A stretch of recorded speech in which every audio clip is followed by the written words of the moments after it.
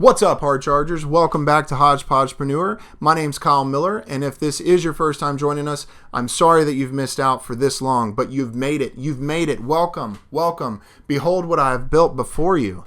And a little bit about myself and Hodgepodgepreneur. Hodgepodgepreneur is about bringing to bear all of the things that you don't realize you're going to have to dip your hands into when you start a business. And so you may be a plumber and didn't realize that by doing plumbing, because you're good at plumbing, and starting your own business, you're going to have to do a lot of bookkeeping, a lot of marketing, maybe even a website development, maybe an app. All these things go into play whenever you start a business that aren't necessarily in your wheelhouse. And that is where Hodgepodgepreneur comes in. So we bring to bear all of the small things that you need to know until you can grow to a point where you hire somebody else to do those things for you. And today we are going to talk about YouTube and how I plan on growing on YouTube. Right now, at the date of this video, I am only at 5 subscribers. Thanks, Mom. Thanks, Dad. And so I need to figure out how I'm going to grow from 5 subscribers to 1,000. Now, I'd love to grow beyond that, and that is the end goal, but I have to have small targets in between. So I need to grow from 5 to 1,000. That's the next big target I need to hit. The reason that 1,000 is a big target that I need to hit is because 1,000 subscribers is what you need from YouTube in order to become monetized. Now, there's other thresholds you have to hit too, but this video is more about hitting that 1,000 subscriber threshold. We'll talk about the other stuff in other videos. So let's jump into it and get into strategy number 1. So strategy number 1, I have deemed it to be for myself the Julian model. I may be butchering it. I may be completely wrong. Jillian, I apologize, but I will say that Jillian Perkins was my number 1 inspiration for getting started in YouTube and affiliate marketing and digital products and online courses. She is a success story in and of herself. She went from doing piano teaching to a YouTube channel that she started where she would braid her hair and do makeup cosmetology type stuff. It was actually really successful, and then she said, you know what, I'm just not into this stuff anymore, so she shut it down and then started what she has right now. If you haven't seen Jillian, I would recommend going over there. Now, full disclosure, I have not taken any of Julian's paid courses. I've only taken her free courses, and I've watched hours upon hours of her YouTube channel. And what I have gathered from watching her on YouTube and watching her free products is that there is one strategy she recommends, and that is if there is a very popular topic, don't be afraid to go out there and make a video on that topic. Now, me, myself, I tend to kind of steer away from that because I think to myself, if there's a lot of competition talking about this, why would anybody listen to me? These people already have hundreds of thousands of subscribers, so why would anybody listen to me when these people are already well established, right? But her argument is this: even though there's a lot of competition, not everybody in that competitive space is doing it well. So some people put out a video and they record themselves in their car with their video camera. And some people have been successful with that. There will certainly be those outliers who are able to get hundreds of thousands of subscribers and put very little effort into it just because of their natural talents. But for the rest of us, we got to build stuff out of pallet wood, okay? And we got to put out a lot of effort in order to make this entertaining enough for people to want to watch and informative enough for people to want to watch. So her argument is that even though there is a lot of competition, if there is a topic that you feel you are knowledgeable on, that you could add some value through, that you're passionate about, and that is highly searched and sought after, then don't be afraid to jump in there. So there is a screen recording I'm about to show you of somebody who I don't believe that she intentionally used this model, but I do believe that the model that Jillian is talking about worked in this instance.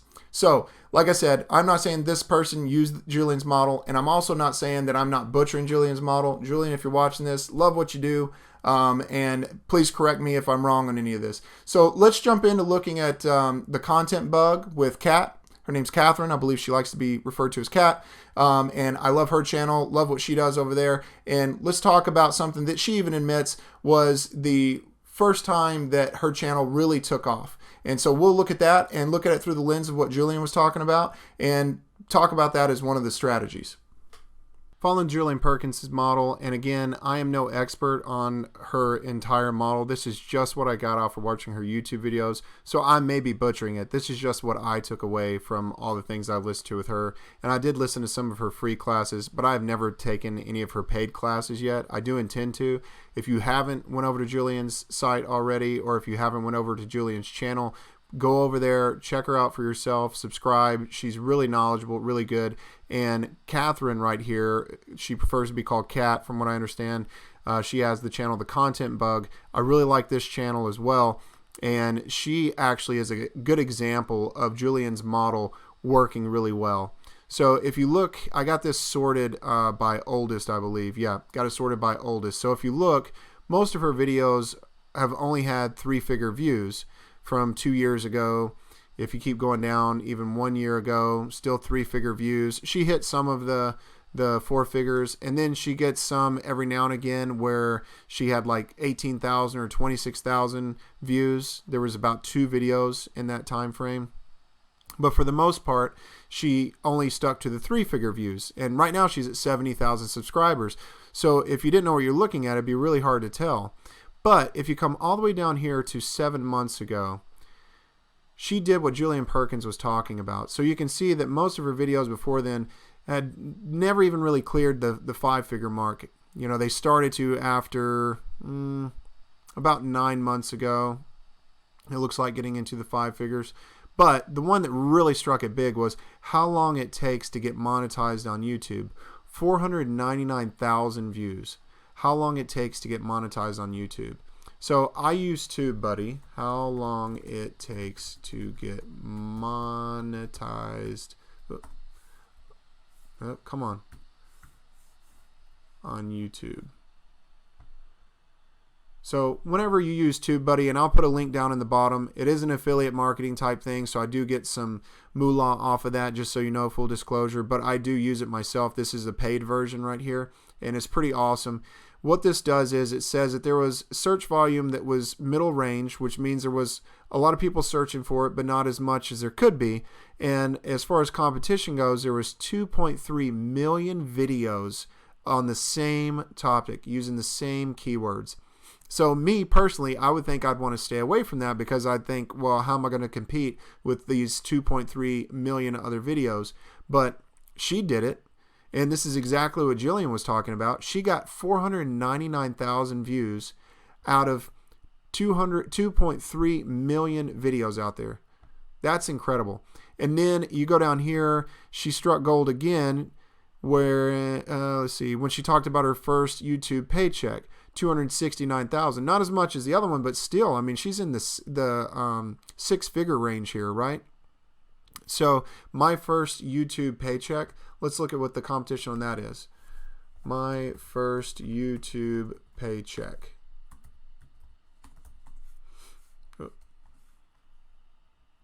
So my first YouTube paycheck comes back with 7.9 million and high searches.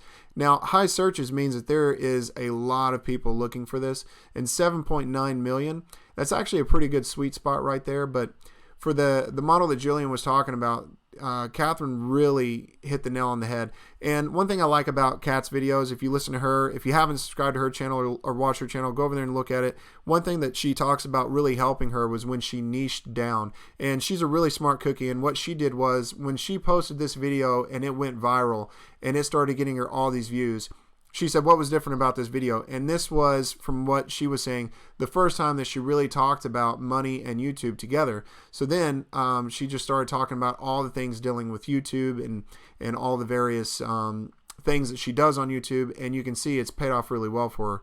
15,000, 12,000, 16,000, almost 10,000. I mean, it's just really going swimmingly for her. 225,000, how to grow faster, understanding the YouTube algorithm.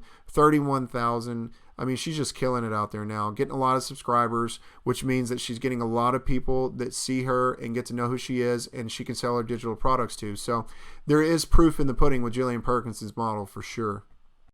So that goes to show you that you can be successful with posting on something that is heavily trafficked and a lot of competition. You can do it. So Jillian's proof in the pudding is absolutely there. You can absolutely do that. But the second model is really appealing to me, and it's one that I've heard a lot of YouTubers talk about, with using something like TubeBuddy to help you find a sweet spot so that there isn't a lot of competition and you can slide in there, and if there's a few thousand views each month on it, if you could just harvest a few of those people to get the snowball effect rolling, then you can actually grow your subscribers slow and steady. And once so many people start subscribing, YouTube starts realizing you're a little bit of an authority on something, so then they start giving you more recommendations to other folks, and that's really how you get found. You know, if you don't appear on somebody's home screen, if they're not searching for you, then the only other way really is the recommendations that YouTube gives. And my understanding is that they give those recommendations based off of how long people watch your videos and how much people click on the videos once they show it to them. So if they show your video to 20 people and one person clicks on it, and they do that 5 times, now they've showed it to 100 people and only 5 people have clicked on it. Well, the YouTube algorithm obviously is going to say people really don't care about this, right? And so then they discard you. So what you want to do on this other model is you want to get in where the competition is thin and the search is high. And the other sweet spot to go along with that is that if there are videos on there that are older but have a lot of views, well, then that means that people actually like that topic, and YouTube needs some fresh content to feed those folks. So if you are posting something with a keyword that is aged, and the last post was a year or more ago, then YouTube will actually put you up at the front, from what I'm hearing, so that people can see that fresh content, and it'll give you an opportunity. If you got something good there, then people will watch it. So I'll show you somebody who's kind of a proof in the pudding example on that as well, and show you what she does. So let's go over here and take a look at somebody who, I don't know that she is practicing this, but it is something that once I typed in some of the keywords and saw where she was having successes at more so than in other areas, it's something that I took note of on the second strategy that I was talking about. So this is Erica Kohlberg, and she does personal finance tips. She's a really interesting young lady. She is a lawyer, and she lives in Hong Kong, and she quit her job as a lawyer to do YouTube influencing and affiliate marketing and stuff like that. So this is her first year doing it. I only have 4 subscribers, so she's light years ahead of me. She's got 1.9. So I don't know if this is an intentional strategy that she's using, but if you look at the things that she had just hundreds of views on versus the things that she had thousands of views on, there's a bit of a difference in competition. So let's look at the thing that she had 4.8 thousand views on here. How I paid off 225,000. How I paid off.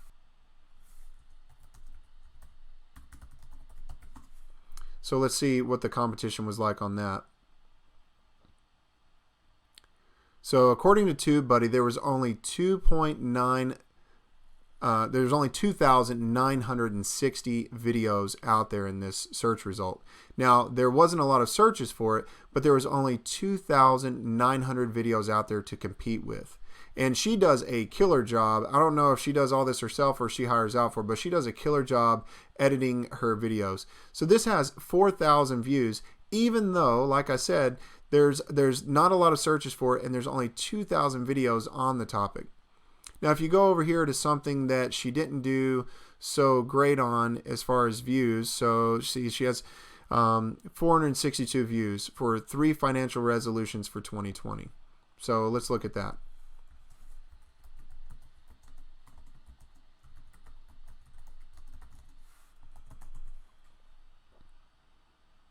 So 3 financial resolutions for 2020 comes back with 6,000. But you can see that the search results still weren't that great, right? Like there wasn't a lot of search volume in there, 6,000 videos on that. So it didn't pay off for her right there. So let's look at one that, the costly mistake most beginner investors make.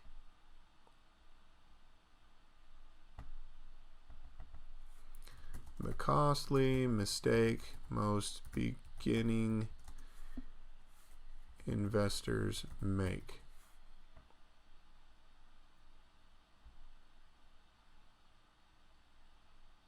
You can see there's 1.6 million, 1,600,000 videos in this search result, and the search volume isn't that high. So that means there's not a lot of people looking for something that's heavily competitive. So then that means that her views probably weren't going to be that great according to the second model, right? and it wasn't. It was 745 views, as you can see. So it's varying degrees with this, and you can see where she really had a lot of success with it. On this one, there was only 2,000 videos, but she was able to get almost 5,000 views. Who knows how many subscribers she was able to get off of that. And then once people start viewing this one, they say, well, hey, YouTube says, well, hey, maybe you would like this, maybe you'll like this. And then you start getting interested in who this person is. And so you subscribe, you start watching her other videos. And, she doesn't have a ton of videos, but she has enough videos where there's stuff for you to kind of binge on, if you will. And that really helps to increase your subscriber base from what I'm understanding and from what I'm seeing. So there are other things that go into this, obviously. Erica, she gave a lot of good tips on how she grew to over 1,000 subscribers, which is really the next threshold I need to look at. I mean, I would love to have 70,000 or 1 million subscribers, but before I can get there, I have to hit the 1,000 mark. And before I can hit that, I got to hit the 100 mark. So right now, I'm just striving to try to get the first 100 subscribers. But one good piece of advice that Erica gave was that she would go in and she would make comments on videos for channels that were like hers, because the people that are following that content would probably like hers. And I know I've done this before. I see people commenting down below, and it's obvious that, like, when I'm watching Julian Perkins videos and they're talking about startup businesses and entrepreneurship, it's pretty obvious to me that the people commenting on that are probably entrepreneurs themselves. So then I see their little circle with their photo, I click on that, and I see how they're doing things and what kind of successes they're having. And so she was saying that that's actually how she's gained a lot of her subscribers, is by doing that. The other thing is that you have to have interesting thumbnails. That's one thing that's been apparent to me, is that if you have something that's not just clickbait, because if I say, figure out how I made $1 million, and then you start watching the video, I said, in my dream, I made $1 million.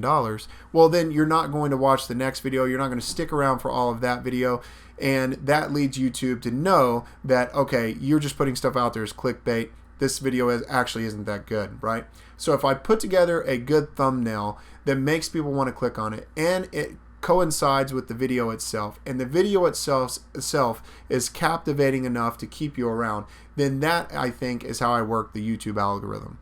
So I want to do a mixture with these two strategies. I want to take the Julian Perkins model, where I take something that's highly searched and a lot of competition, and try to find that wave where people look at me, and if I get 20,000 people out of 3 million, then that's great. If I get 10,000 out of 3 million, that's great too. So I want to do that. I saw Kat have success with that, with the content bug. I also like Kat's video where she talks about niching down. It's a great video where it talks about just kind of, even though like for Hodgepodgepreneur I'm covering multiple topics, maybe I should start with one topic, get people interested in what I have to say, let them know that I am good at what I do, and then branch out from there after I get a decent following. And then the other model is something that's slow and steady wins the race. Try to get more like 10 or 20 subscribers a month rather than 10 or 20 subscribers a day. So I think that if I basically diversify how I invest my strategy with my videos, then it could be good. Now, that's not to say that I'm only doing content based off of what it's going to get me in subscribership. I think that it is important, from what I've seen, that you got to be authentic about what you're doing. And honestly, this is a really interesting thing to me, trying to figure out the strategy behind what makes people subscribe to you when there's so many people out there doing what you do. And that's, to me, just like a marketing strategy. It's one of those things where if everybody else is selling what you're selling, why would anybody listen to you? And if you are selling something, how do you get your name out there so that people will know it? And how do you do that in a cost-effective way? So this is all very interesting stuff to me. Hopefully it's interesting stuff to you. So if you like this video and you want to see more of it, please let me know in the comments down below. Also, don't forget to hit the subscribe button and also hit the bell, so that way you get notified when we come out with new videos, which we do weekly. So you don't want to miss out on that. And hopefully what we show you here on this channel will help you grow your business, or start your business, or take your business to the next level. So until next time, I'm Kyle Miller. Keep charging hard chargers, and we'll see you on the next episode of Hodgepodgepreneur.